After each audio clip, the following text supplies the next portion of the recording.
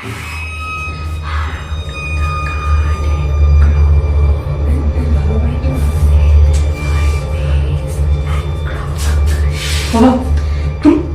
তুমি লালাবাইটা শুনতে পাচ্ছ বাবা? এই একই লালাবাইটা কাল রাতে একটা বাচ্চাটা বিভৎস গলায় গাইছিল বাবা। বিশ্বাস করো, শুনে আমার গাটা কেমন কেঁপে উঠছিল বাবা।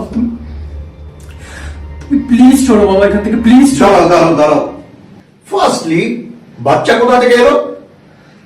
আর সেকেন্ডলি, যদি বাচ্চা এসেও থাকে এই রাতের অন্ধকারে, সে বাচ্চা গেল কোথায়?